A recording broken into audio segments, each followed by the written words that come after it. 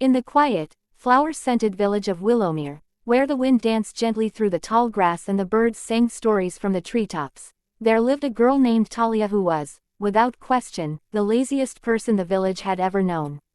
She wasn't born that way, at least, that's what her mother often said. When she was a baby, Talia would giggle at the sunrise and crawl toward the sound of singing birds. But as the years rolled on, and the world asked more of her, Talia seemed to stop trying. She napped through her chores, yawned during her lessons, and let entire days drift by like clouds in the sky. She never fetched water from the well, never helped her mother gather herbs. And during harvest season, when every able hand was needed, Talia could be found asleep in the orchard, half buried in fallen apples, snoring softly under the sun. Her mother, Mira, worked endlessly, gathering wild berries, repairing their leaky roof, bartering for flour and salt in the market. She would look at Talia with a mixture of frustration and deep love, her heart aching every time she whispered, "When will you wake up, my girl, not from sleep, but from life?" But Talia never heard. She was too busy dreaming. Not the kind of dreams that stirred the soul. No, hers were of rivers made of lemonade, flying cats that carried you to cotton candy trees, and clouds that rocked you to sleep forever. Lovely, yes, but empty. The villagers talked. "She'll sleep her youth away," they'd mutter. "Her poor mother," others would sigh. "Nothing ever grows in idle hands," said old man Norin, who sold tools in the square. But Talia paid no mind. She would only stretch, yawn, and wander off with her tangled hair and dreamy smile, as if the world owed her peace and comfort simply for existing. Then came the storm. One evening, the sky darkened too quickly. The birds fell silent. A bitter wind swept through the fields like a warning. Mira rushed to bring in the drying herbs and cover the vegetables, calling out for Talia. "Talia, help me fast." But Talia was asleep beneath the fig tree. Mira worked alone, shivering, as thunder cracked the sky in two. The roof, already weak from last season's rains, finally gave way. The house groaned, and water rushed through the cracks. Mira hurried inside, grabbing every pot and bucket to catch the leaks, her hands blistered and heart weary. She tried to rouse her daughter, calling her over and over. "Talia, the roof, wake up, child." But Talia only mumbled and rolled to the side, using her shawl as a pillow. So Mira covered her daughter as best she could and went back to saving what she could of their little home. That night, water dripped onto Talia's forehead. Wind howled through the broken windows. And still, she slept. When morning came, the damage was done. Their home was soaked, some of their food was ruined, and Mira, for the first time, didn't speak. She simply sat at the table, staring out the window, her face pale. Talia stretched and blinked. "Rain's over," she mumbled. "Can we have warm bread today?" Mira said nothing. It wasn't anger in her silence, but something deeper. Something heavier. And for a flicker of a moment, a cold knot twisted in Talia's belly. But as always, she shook it off. Too much thinking was hard. Too much feeling was uncomfortable. She went back outside and lay in the sun, convincing herself that all storms pass, and naps made everything better. She didn't know then that a different kind of storm had already begun. A quiet one. One that doesn't come from clouds or wind, but from change. And sometimes, even the laziest hearts can be stirred by what comes next. The morning after the storm, the village of Willowmere was alive with repair and recovery. Neighbors fixed fences. Roofs were patched with new thatch. Chickens were gathered. Children helped sweep the muddy streets. Everyone moved with purpose. Everyone, except Talia. She had wandered just outside the village to her usual napping spot near the woods, a mossy hillock under the shade of an old birch tree. There, with a piece of bread in her pocket and a lazy tune on her lips, she stretched out on a patch of dry grass and closed her eyes once more. "I deserve rest," she told herself. Rest is important for the soul. Just as her dreams began to settle in, a sudden chill danced across her skin. The air grew strangely quiet. No birds chirped. No breeze whispered. Even the usual hum of bees and dragonflies seemed to vanish. A shadow moved across her face. Talia opened her eyes, blinking at the figure standing above her. She saw a woman, ancient and ageless all at once, draped in a cloak that shimmered like starlight on silver water. Her long, white hair fell down her back like a waterfall of moonlight. Her eyes were like deep wells of silver, glowing softly. In her hands, she held a single, glowing silver thread. Wah! Talia sat up slowly, rubbing her eyes. Am I still dreaming? No, child, the woman said, her voice soft as wind and sharp as bells. Though you have been dreaming for too long. Talia yawned. Who are you? I am called many names, said the woman. But today, I am the keeper of threads. I come to offer you a path, if you're willing to rise. Talia blinked again, confused. Rise. But I'm already sitting. The woman smiled, not kindly, but knowingly. This, she said, lifting the thread in her palm, is the thread of calling. It finds only those who have slept too long from the world. And it offers them a choice. A choice? Talia asked, curious but skeptical. What kind of choice? To change, the woman said. To awaken. To become who you were meant to be. But the path is not soft, and the sky is not always blue. You must walk, and fall, and climb. You must work. Talia wrinkled her nose. Work. That sounds awful. It is only awful to those who never try, the woman replied. And in every thread, there is a story. In every effort, there is a dream. She stepped forward and held out the glowing silver thread. Talia stared at it. It sparkled, almost like it was alive. It hummed faintly, like it knew her name. What happens if I take it? She asked. You begin, said the woman. And if I don't, you continue as you are, she answered. Sleeping through your own life. Letting your dreams wither into dust. Talia hesitated. A strange feeling stirred in her chest, one she wasn't used to. It wasn't fear exactly, nor excitement. It was something in between. A tugging, a pull. I don't know if I can do any of what you said, she mumbled. I've never done anything hard in my whole life. The woman's silver eyes softened. Then it is time, she whispered. Time to try. Talia reached out slowly. Her fingers brushed the thread. It was warm, and weightless, and yet as real as anything she'd ever touched. As soon as she held it, a soft glow moved up her arm like moonlight dancing over her skin. The thread looped gently around her wrist and settled there like a bracelet. The silver thread lady smiled. You have taken the first step, she said. Talia looked down at the thread. It pulsed once, gently, like a heartbeat. Wait, she said, looking up again. What now? Where do I go? But the woman was gone. Vanished into the morning mist as if she had never been there at all. Talia stood slowly, still holding the thread. The forest edge behind her seemed to shift, like it had drawn closer somehow. The leaves shimmered with a strange light. The breeze whispered her name. Talia. And for the first time in her life, she didn't lie back down. She stepped forward. The forest had always stood at the edge of Willowmere like a mysterious neighbor, whispering secrets in the wind, hiding shadows behind its tall trees. Most villagers avoided it, save for a few brave herb gatherers and hunters. Talia had never dared step beyond its border.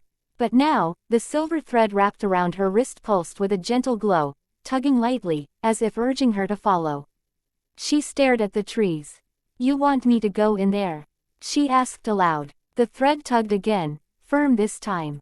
Talia huffed. I've never even hiked. I don't even like walking uphill. Can't this loom of dreams come to me? But the forest said nothing. She sighed, glanced behind her at the quiet village, then turned back to the trees. I'll just look around, she muttered. Not a big deal. If it's awful, I'll turn around. Easy. With hesitant steps, she followed the glowing thread into the woods. The moment she crossed the tree line, the world changed. The air grew thicker, heavier, filled with scents of moss, honey, and something ancient. Sunlight trickled through the canopy in golden streaks. Every leaf shimmered as though dipped in light. Strange little plants with bell-shaped blooms glowed softly underfoot. The thread glided ahead, unspooling itself like a ribbon in the breeze. Talia followed, stumbling over roots and muttering complaints. Ow! This is ridiculous. My legs already hurt. Who builds paths like this? But there was no real path. The thread led her through thick brush, over fallen logs, and down small slopes. Each step felt harder than the last. Her sandals were dirty, her dress snagged on thorns. After an hour, she flopped down on a mossy stone, panting. I'm done. No more. I gave it a try, okay. The thread hung in the air before her, pulsing gently, waiting. I never agreed to climb mountains or wrestle vines. She glared at the thread, but it didn't move. Then, something unexpected. From the corner of her eye, she saw a small movement on the ground.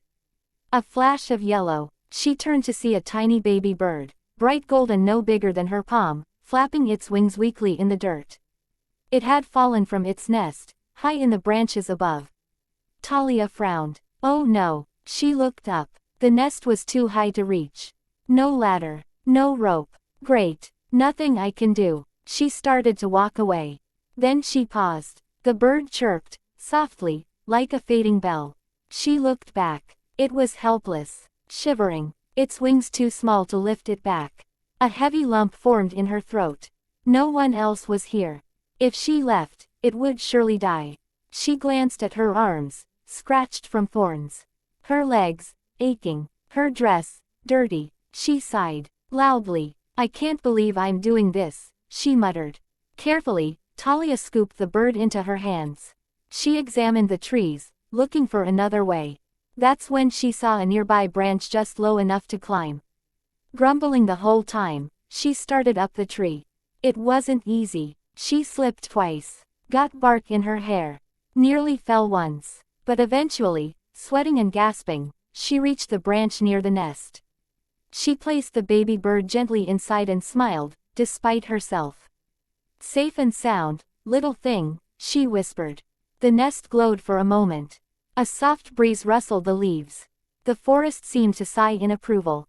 When she climbed back down, her legs shook, but her heart felt strangely warm. The thread floated closer to her, glowing brighter than ever. It looped once around her wrist, then continued forward, deeper into the forest. Talia didn't even hesitate this time. She followed. As the day wore on, the path began to shift. Roots parted for her feet. Stones moved gently aside. Even the wind seemed to clear her way. The forest, once wild and tangled, began to open, because the path didn't open for the strong, or the clever, or even the brave. It opened for those willing to try. And for the first time in her life, Talia was. The forest slowly thinned as Talia followed the glowing silver thread deeper into the unknown. Now, she walked with a different kind of energy, not fast, not graceful, but with a rhythm. Her feet ached, her dress was smudged with mud, and her hair held leaves and twigs like trophies. But she was still moving, still following. As the sun dipped low in the sky, the trees parted suddenly and revealed a vast chasm ahead, wide, deep, and filled with nothing but swirling mist. Talia stopped in her tracks. There was no bridge, no rope, no path, just a cliff's edge and the thread floating out into open air, hovering over the drop like it was suspended by magic. Wait, what? She whispered. She stepped closer to the edge and looked down. There was no bottom, only endless mist, curling and coiling like smoke from a giant's pipe. The thread shimmered in place, unwavering. Are you serious? Talia said aloud. You want me to walk into the air? The thread pulsed gently. Talia blinked. You've got to be kidding me. Suddenly, a soft light flitted by her cheek. A tiny firefly, golden and glowing, buzzed near her ear. It spoke, not with words of sound, but words of thought.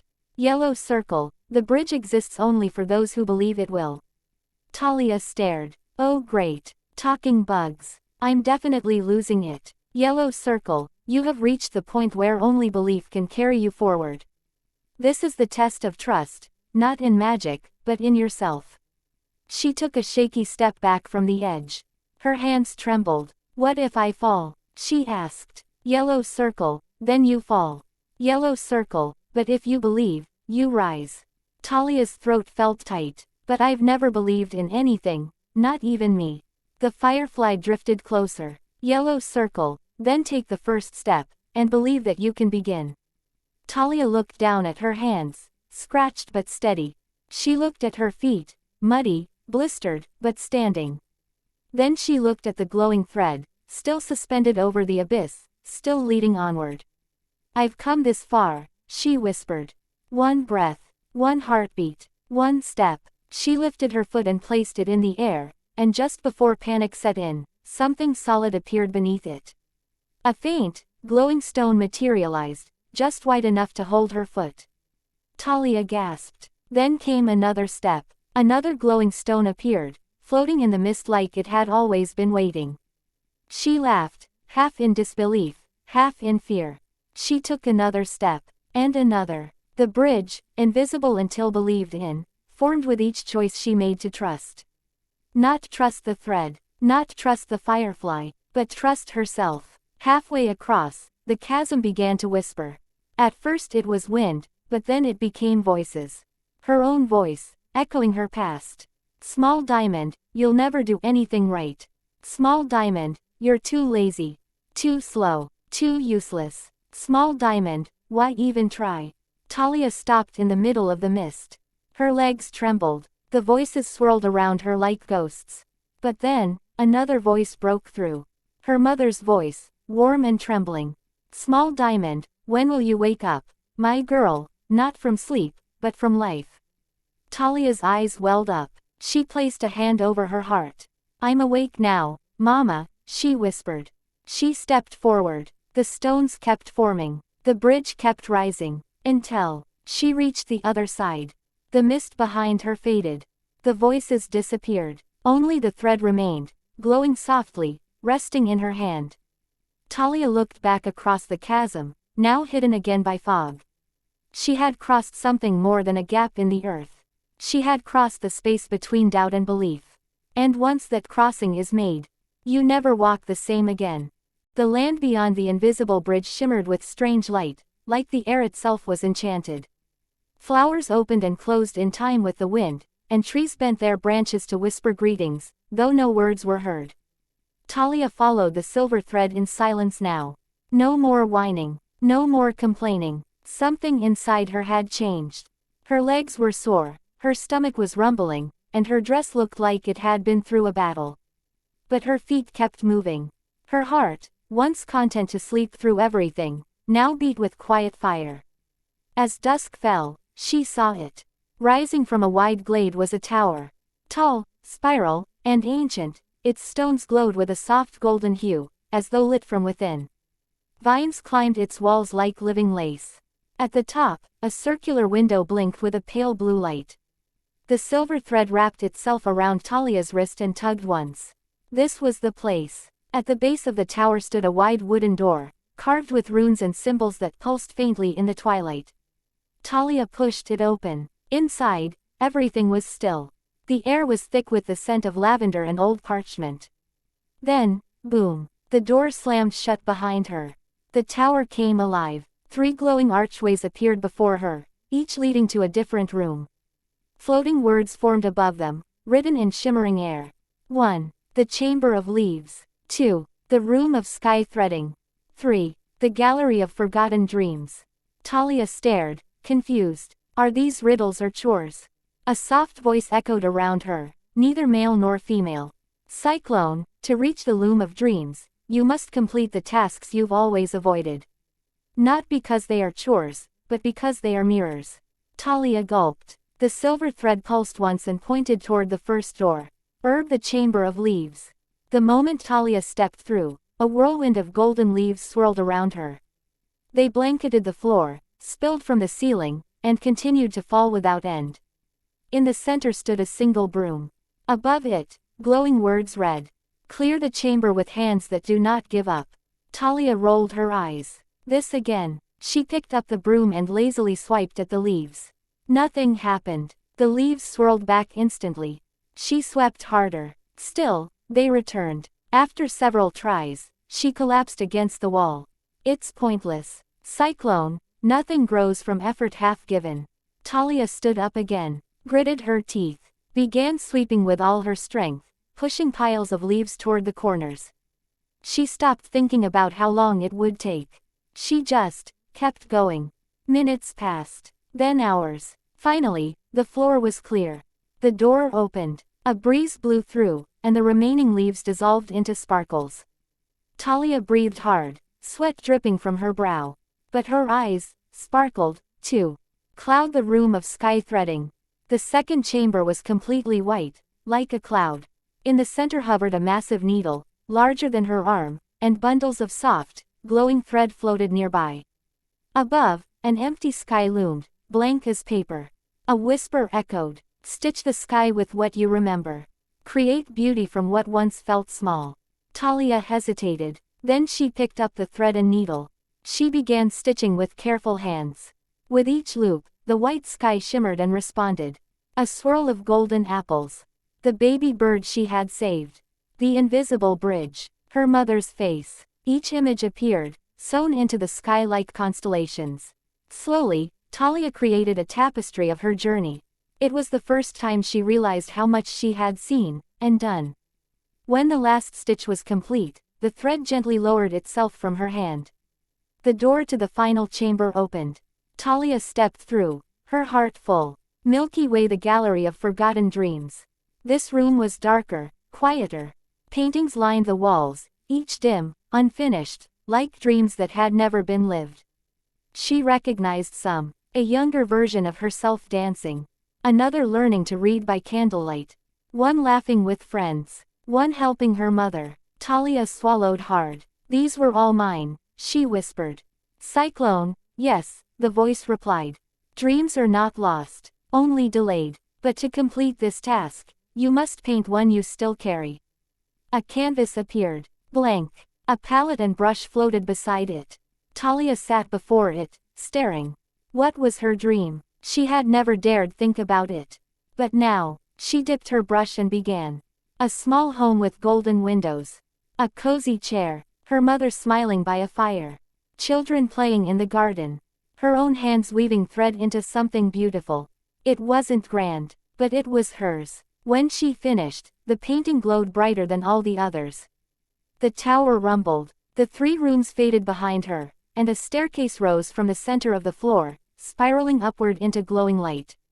The loom was waiting. Talia stepped onto the stairs, no longer the girl who once slept through storms, but the girl who had climbed through herself. The spiral staircase shimmered under Talia's feet, each step lighting up as she climbed, one after another, toward the top of the ancient tower. Her breath came slow but steady. Her muscles ached, but she didn't complain. With every step, something grew inside her, something quiet and strong. She was changing. No one had told her she could. Not even herself. But now she was proving it with every single footstep. At the top, the staircase ended at a small arched doorway glowing with a warm golden light. The silver thread around her wrist pulsed faintly, then loosened and floated upward, disappearing through the door. Talia took a breath, and entered. The room beyond was round and glowing, as if lit by sunlight that didn't belong to this world. In the very center stood a loom unlike anything Talia had ever imagined.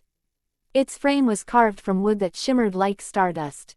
Its spindles spun slowly with threads of color that shifted with every blink: silver, gold, lavender, fire red. The threads moved as if alive, singing softly in a language older than time. And yet, the loom itself was still. Waiting. Hovering above it was the silver thread lady. Her eyes met Talia's. They were gentler now, less mysterious, more proud. "You have come far," she said. "But now, you must begin your true task." Talia stepped forward, her voice barely a whisper. "What is this place?" "This," the lady said, gesturing to the loom, "is the loom of dreams. Every soul has one. It does not weave for you.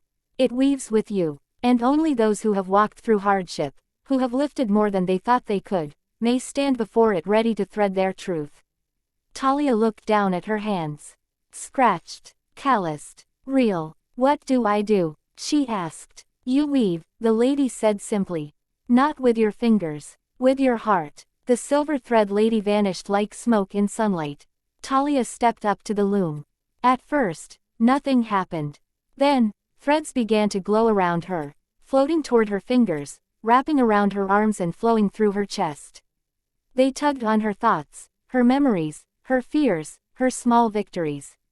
The loom responded. The threads moved, and the tapestry began. At first, the woven cloth was empty. Blank. As if her life had meant nothing. Panic flickered in Talia's chest. Why is it blank? I've done so much. I've changed. Then the loom whispered back, not in words, but in feeling. Then weave it. Tell the world. So she did. She wove the day she helped the baby bird. The aching climb up the tree. The invisible bridge that caught her when she chose to believe. The whirlwind of golden leaves in the tower. The sky she stitched with her memories. The painting of the dream she had dared to keep hidden. And in the center of it all, her mother's face. Waiting, hoping, loving her, even when she was asleep to everything. The tapestry bloomed with color, with light, with truth. Tears fell from Talia's eyes, not of sadness, but of something more powerful. A recognition that she was not useless, not broken, not lazy by fate, but asleep, once, and now, awake. The loom shimmered. It glowed with all the colors of her journey. Then it whispered, just once.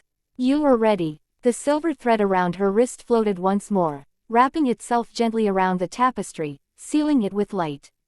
The loom spun once, then slowly faded into silence. The room dimmed, the tower hushed, and Talia, no longer a child of sleep, stepped away from the loom with her head high and her eyes full of life. The door behind her opened. It was time to return. Not to who she had been, but to who she had become. The tower's topmost chamber slowly faded behind Talia as she stepped through the arched doorway. But instead of returning to the staircase, she found herself in a space unlike anything she'd ever known. There were no walls, no floor, no ceiling.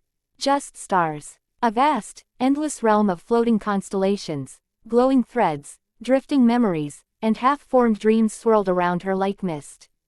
They sparkled softly, gentle blues, golds, and purples, glowing like lanterns in a velvet sky. The silver thread on her wrist began to pulse again. It pulled her forward through the starlit space. Talia moved cautiously, as though walking on air. This isn't the way back to the village, she whispered. A hush followed. The stars blinked, as if listening. Then ahead, she saw it. A mirror, hanging in the void like a floating window. Its frame was twisted with silver vines, its surface rippling like water. As she approached, the mirror shimmered, and then, showed her. But not the girl she had become. The reflection was of Talia as she once was. Lying under a tree, half asleep, drooling onto a piece of bread. Her hair messy, her eyes dull. Her mother calling in the distance. The girl did not answer. Talia took a step back. I don't want to see that. But the mirror shifted. Now it showed another version of her, a future that could have been. Older, alone in a crumbling house, sleeping through life as time passed her by. Dust on the windows, silence in the rooms, a garden overgrown, her hands idle, her eyes hollow. Talia gasped. No, no, that's not me anymore. The stars whispered around her, like wind in the trees. Then the mirror changed again. This time, it showed a new future, a dream she had only dared to see in her painting. A little cottage filled with warmth, laughter, a garden alive with color. Her mother beside her, hands working joyfully. Children visiting, asking for stories. A loom in the corner, golden thread woven through it. Her dream, the real one, the one she almost lost. She stepped closer, but as she reached toward the image, the mirror cracked. A thin fracture down the center. Her heart skipped. No, why is it breaking? The stars dimmed. A voice, low and ancient, echoed all around her. Quarter moon, dreams are not given. They are not owed. They are earned. Quarter moon, even the dreamers must act. Talia clutched her chest. I am acting. I have changed. Quarter moon, then claim it. Quarter moon, speak the truth of your dream. She trembled. I want a life I build with my own hands, she said. I want to work, to grow, to help others. I want my mother to be proud of me. I want to stop hiding from effort, from struggle. I want to live. The mirror shone. The crack in the glass began to heal. Quarter moon, then wake fully, and hold on. The dream in the mirror stretched outward, becoming light, becoming stars, becoming real. It wrapped around Talia, pouring into her chest, warming her entire body with a radiance that made her feel like she was made of dawn and determination. For a moment, she simply wept. Then the stars faded, the light softened, and she found herself standing in a quiet forest glade. Back at the edge of the woods. The tower was gone. The thread had vanished. But in her heart, the loom still hummed. And in her hands, she held a small roll of golden cloth, the tapestry she had woven. The dream she almost lost. Now hers to keep. The sun was just beginning to rise as Talia stepped out from the forest, her feet landing gently on the soft grass at the edge of Willowmere. Morning birds sang above the treetops, and the scent of dew still clung to the air. But everything felt different. Or perhaps, it wasn't the world that had changed. It was Talia. She carried no silver thread now, no glowing signs or magical creatures beside her. Only a rolled tapestry tucked under one arm, its golden edge peeking out like a quiet secret. And yet, the forest behind her shimmered faintly, as if watching her go. She looked back once, bowed her head. "Thank you," she whispered. Then turned toward home. As she neared the village, the signs of her absence became clear. Her mother's herb stand was still unstocked. The roof had more leaks. Their garden lay untended. Some villagers stared as she passed, surprised to see her at all. "Talia," whispered one old woman, peeking out her window. "I thought she'd run off. Maybe she finally got tired of sleeping," murmured another. But Talia said nothing. Her eyes stayed forward. Her steps were slow, but steady. When she reached the small cottage she had always called home, she found her mother, Mira, bent over the firewood pile, coughing and trying to split logs with tired hands. Talia's chest tightened. How many times had she left her mother to struggle alone? Without a word, she stepped beside her. Mira turned in shock. Talia. For a moment, she just stared, at the dirt on her daughter's dress, the scratches on her arms, the brightness in her eyes that hadn't been there before. Talia didn't speak. She picked up an axe and began splitting wood. The days that followed were filled with small miracles. Talia repaired the broken roof, learning from the village carpenter and sweating under the sun. She fetched water from the well before her mother even woke. She planted seeds in their garden, cleaned their windows, cooked a meal, burned the first time, then better the next. The villagers watched with cautious awe. "She's changed," they said. "Is that really her? She's even smiling." But Talia didn't mind the whispers. She had work to do. Not just the chores, but the dream. Each night, she sat by the fire with her mother, slowly unrolling the golden tapestry, threading it with new memories, the roof fixed, the garden sprouting, her mother laughing again. And within her, the loom hummed, reminding her that dreams are not things we sleep to find, but things we wake up to build. One evening, a child from the village knocked at her door. "Talia," he said, wide-eyed, "Mama says you can sew magic into cloth. Is it true?" She laughed, kneeling down. "No magic, just effort. But if you bring me a thread and a story, I'll help you weave something real." Soon, children came often, telling her their dreams. She taught them how to work, how to stitch, how to try. Her little loom became a place of hope. Not because it granted wishes, but because it taught them how to reach for them. Talia was no longer the lazy girl from the hammock. She was the girl who walked the unseen path, who crossed the invisible bridge, who swept the chamber and painted her dream, who chose to try, and in trying, found herself. Seasons passed in Willowmere, and the sleepy village that once whispered about Talia's laziness now spoke of her with awe. "She works harder than anyone I know," said the baker. "She teaches the children to stitch more than fabric, she teaches them to care," said the weaver. "She saved her mother's heart," said the old apothecary. "And maybe her own." But Talia never bragged. She never reminded anyone of who she used to be. Because the truth was, she carried that girl with her every day. Not in shame, but in memory. One early spring morning, Talia sat beneath the birch tree where she used to nap, her old napping place now cleared and clean. Beside her, her loom hummed gently. A new tapestry had begun, golden threads weaving through fresh green cloth, images of a blooming garden, smiling children, her mother gathering herbs once more. She felt the warmth of sunlight on her face. And in her chest, a soft pulse. The silver thread, though no longer visible on her wrist, it now lived inside her, glowing quietly in her heart. It no longer needed to guide her steps. Because now, she led her own. That evening, Talia and Mira sat together on their porch, wrapped in shawls and soft laughter. "You've come a long way, my girl," Mira said, eyes glistening. "Sometimes I wonder, what woke you?" Talia looked up at the stars. I think I finally heard the world calling," she said. And for the first time, I chose to answer." She reached into her bag and pulled out the first tapestry, the one she had woven at the Loom of Dreams. It still shimmered, but now, it had been stitched with something new, a single, glowing line of silver running through its center. Talia touched it softly. "I didn't know I could be this person," she whispered. Mira smiled. "You always were." Later that night, as the village drifted into sleep, Talia sat by her window, a candle flickering beside her, her loom still working slowly at her side. And in that quiet moment, the air shimmered faintly. From the edge of the woods, a glowing figure watched. The silver thread lady, just for a second, then she vanished into moonlight.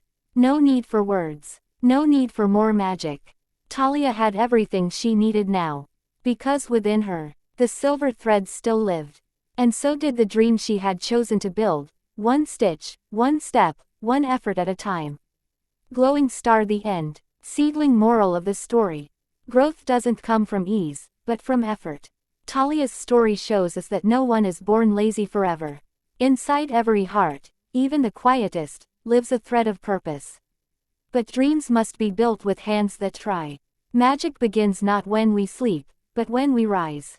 For more motivation stories, please like, share and subscribe this channel. Thanks and God bless.